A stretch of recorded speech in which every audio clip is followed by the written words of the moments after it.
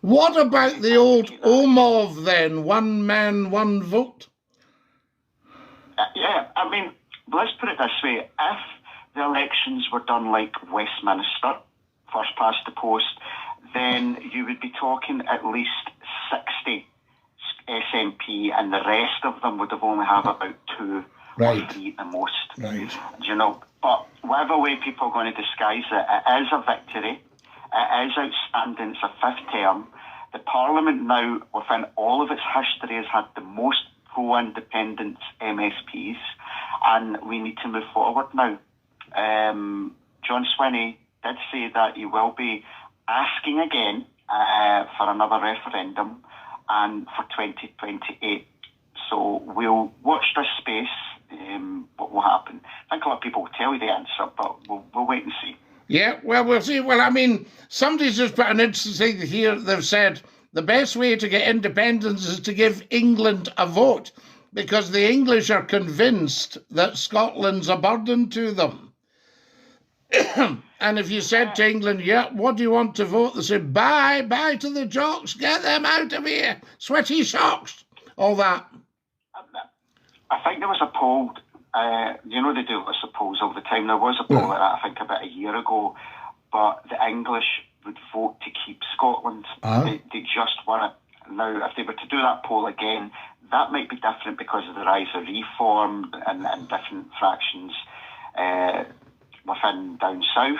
But, at the end of the day, you need to remember we have now all the Celtic nations now have people in charge that want their own constitutional rights. Well, no wonder. I mean, I saw a lady tonight and she said she was looking after the poor old Prime Minister, if I could call him that, and she was saying the Cabinet needs to get together, pick a new leader for Labour, and not embarrass the present incumbent, just pick a new leader and put that leader in. And I thought afterwards, I looked at the whole thing and I thought, really, for what Labour have done over the last 30, well, when was 1997, 29 years, would they not be better disbanding the party? Because it's been infiltrated with all the money people and the grease and the grabbers and do you know what I mean? There's nothing particularly socialist about it. And ordinary people are sitting, up to their necks, over their heads in debt with bills that they're really, really, really struggling to meet. So there's nothing socialist about British politics at the moment. And would they not be better just disbanding, saying, look, Labour was great in the late 1890s, it was great in the 1930s, it was great in 1945, all that stuff. But, after that, maybe even up to 1964, maybe you could squeeze Wilson in. But after that, the game's up, really, isn't it? Well, if you think, I don't think they've put a lot of emphasis on this, but Wales have lost Labour, and have they not been in charge for like about 100 years? Well, Scotland lost Labour at the devolution referendum, and what I thought, because Scotland had been Labour for years, and also big Tories in Scotland. I mean, to see the Tories doing hardly any business when you think at one point they were huge. George Younger was the Secretary of State for Scotland, aged 34. And you had, Malcolm Rifkind and all these characters, James Gould and whatever. I could go on. Donald Dewar was Labour, of course, at the time. And politics was very hard fought and hard won. It was always a bit of a rough game, but very hard fought and hard won. So yet all these incredible things going on at the time. Now there's nothing incredible, and it's just the same chat. And when you listen carefully to all the rhetoric, you think, well, that doesn't mean anything. Mind you, Mr. Trump is Mr. Politician par excellence, really, Well, if you look at Labour and Tory, they're two cheeks of the same bottom. They are, exactly. Two cheeks of the same face, as I say. But, you know... It's more polite version. Well, no, but they are really, you know. And you think, well, you couldn't get a fag paper between them, as we used to say, you know, from that point of view. So they have been infiltrated to that extent, and they're also old thinking. The Fabians and all these people going way back to the 1890s, to George Bernard Shaw, just a lot of nonsense that's of no use to the modern world. And have you ever seen Remains of the Day, the movie with that fabulous actor in Anthony Hopkins as the butler at the big mansion? Not sure. Well, they meet very briefly. They meet to discuss the appeasement side, appeasing Hitler. And of course, that lost. But the American ambassador stands up and he goes, "You're wonderful people, you English people, European people, Germany, France, Spain, the whole lot. You're great people, you know. But as politicians, this is the time for real politic." Now, that was in the early 30s. The appeasement failed, and we went to war with Nazi Germany. But the Germans were there at the conference. You know, I mean, it was imaginary, but all probably going on at the time at the big houses. They were the centre, because these palaces that aristocrats had, they doubled up as huge political tools, like the Royal Yacht Britannia. And we've got none of that now. We've nothing impressive. What are we going to do? Invite the Europeans to come and stay in a London hotel, you know?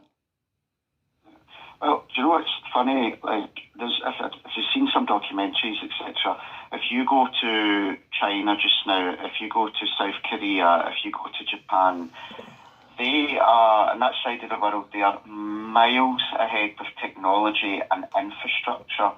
But when you look closer to home, it's really, everything's falling apart. Yeah. And we can't keep going on like this. You know, things need to be done. And as I said, the Celtic nations are now all have first ministers that are for independence. It's over to them now. They've got that mandate. They've got the power to do something. Whether or not they do go down that road, that, you know, we'll find that out within this term. If we don't, we know what's going to be coming August in 2029. When the general election comes around again, and we'll be honest, with no reform will be sweeping the UK and with their type of politics. Don't need to go into it, but you know what that type of politics is going to hold. And I really think for the Celtic nations, that is going to be disastrous. But Kareem, the Celtic nations who have got or had a ball and chain round their legs for hundreds of years are the ones that have brought us all the innovation in the world. Poor old England hasn't really invented much. It's all come from the likes of Scotland. Everything that's really advanced thinking. So it would almost be better saying, look, to England, look, we will take you over and run you from Edinburgh, but you will do what you're told. There'll be none of this equal union nonsense.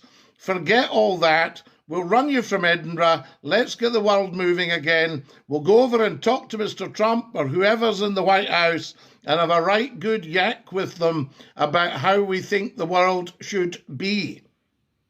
Mm-hmm. Well, we need to change the mindset, Scottie. The mindset of people in this country, where more and more people are turning to independence. The polls have clearly shown that.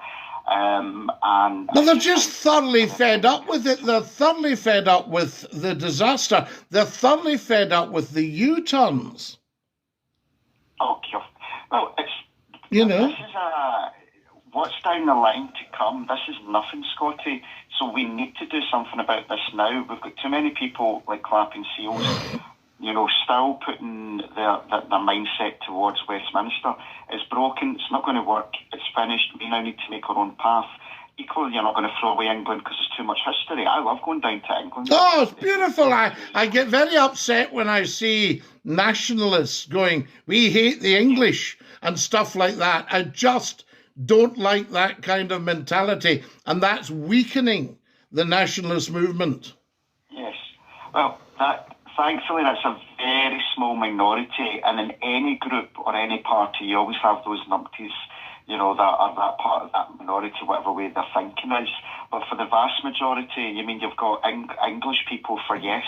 That's a group in Scotland, and they live here and they promote, they love England naturally, but they want Scotland to be independent. Yeah. So I think it's going to be interesting times ahead. We'll need to wait and see what's happening. But equally, the Scottish Parliament's funding, the money that we give Westminster and get pennies back, is being reduced. And if people do a quick Google search to see by up to about 2029, the money's going to become less and less and less. That's going to be harder to fund what we have up here. Yeah, but I'll tell you what's interesting. The arguments that I've had, you'll have seen them online, and people go, oh yeah, but there's a deficit. Now, there can't actually be a deficit because Scotland has no borrowing powers, and so there's no deficit per se. The second Scotland became independent, there would be over 60 billion have to be paid back to Scotland for various bits and pieces, services rendered. And we're not trading. All the trading goes under the UK. So we're not trading. Once we started trading, that tiny amounts, it would just be washed away. Yeah. And on top of that, where people as well saying we need Europe. Yeah, we won't be back in Europe, but we can, as I've spoke to you before, make it. There was a referendum tomorrow, Scottie, and Scotland voted yes. Naturally, you're not going to change straight away. That process could take up to about a year. But what could happen tomorrow if it was a yes vote was that we're applying for EFTA.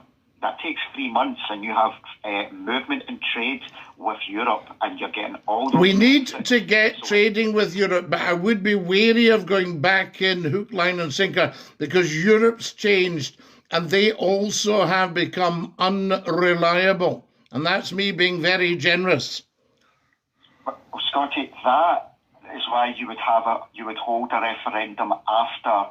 once the transition that Scotland's independent is doing X, Y and Z, then you would hold another referendum to the people for the parties to put their argument forward. Do we stay in EFTA where we're getting the benefits of the trade and movement, but we're not tied to the EU, or do we want to go full EU and apply? And it's over to the people to have that discussion and debate. And, I think that, that's exciting times ahead if we were ever go down that road. I'll leave you with this one. Rather than waste time with Europe, what about asking the Donald if he wants to buy Scotland? Well, I think by that time he will be retired and it'll be a new president. We can always ask the new one.